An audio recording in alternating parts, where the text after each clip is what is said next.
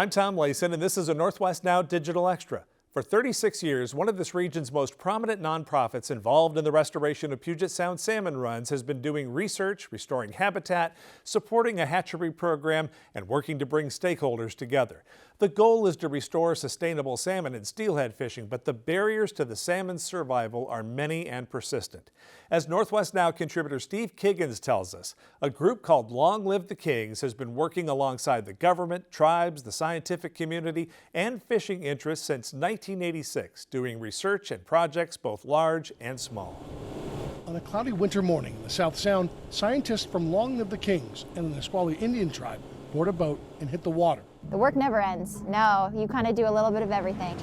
The team settles on a quiet spot in Oro Bay near Anderson Island. Today's scientific instruments include a rod and a reel. For this job, these three spend the morning fishing, so they cast a line and they wait. You can spend a long time catching only a couple fish, and it can feel like, is it really worth it? But if you're looking at a lot of the details on the fish that you're catching, then the answer is yes. A few fish can still even tell you a lot. I know, I just said it feels heavy though. Yeah. Finally, they get a bite. Oh, that's why. Another flatfish. But flatfish is not the catch of the day.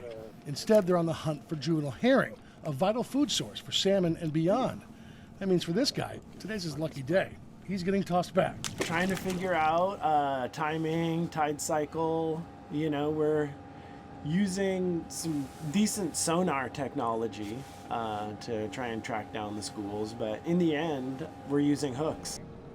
Part of the Sailor's Sea Survival Project, these scientists are investigating the level of toxins and substances called forever chemicals finding their way into herring. By assessing the levels within the fish or presence and absence, it'll tell us a story of how contaminated some of the waters are that these fish are traveling through. Forever chemicals have recently emerged as dangerous pollutants, not only to humans, but also marine species. Earlier this year, a study discovered forever chemicals and pharmaceuticals have been detected flowing through regional wastewater treatment facilities and then discharged into Puget Sound. There is a great need for support for local wastewater treatment. During a February King County Council Regional Water Quality Committee hearing, another study reveals juvenile Chinook exposed to toxins found in wastewater discharge could suffer lower reproductive fitness, damaged organs, and impaired behavior and stress response. We chose one life stage, juvenile stage, just because they spend a fair amount of time in the estuary where a lot of the contaminants are.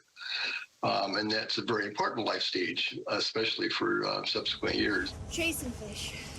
All right, we're in a pretty good spot. This research is really trying to understand herring abundance within the estuary to address salmon recovery from an ecosystem food web-based perspective. How's it going, Amber?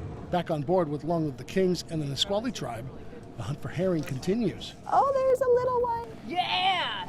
All right, isn't it little enough? It's a wiggler. And patience pays off. One by one, these juvenile herring will inform scientists what toxins make their way into the food chain and help devise a plan to make sure salmon are healthy and abundant. We're learning new things with even relatively simple research. In the South Sound, Steve Kiggins, Northwest Now. To see our full discussions about Long Live the Kings and the effort to restore Puget Sound salmon, be sure to look in the Northwest Now digital section of kbtc.org. Northwest Now airs Friday nights at 7:30 right here on KBTC. And be sure to look for more digital stories like this one by following us on Facebook and Twitter at Northwest Now.